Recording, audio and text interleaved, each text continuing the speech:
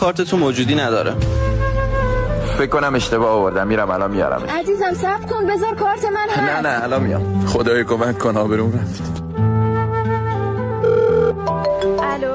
الو سلام مشید دقیقتش من که بهت گفتم موجود این پسر انداز پول رستوران ما نمیشه. آخه از این آدم هیچی ندار چه انتظاری داری؟ فکر کنم آبرو تو بردم.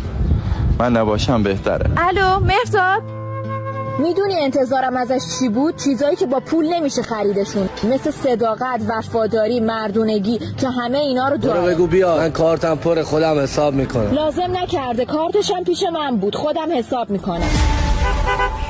عشقم خودت میدونی که خدا از تو همین یه دونه رو واسم آفریده. بیا سوار شو دورت بگردم، بیا. آخه دیوونه، خودت هم میدونی خدا یه فرشته رو زمین آفریده که اونم فقط واسه منه که زندگیمه. بریم.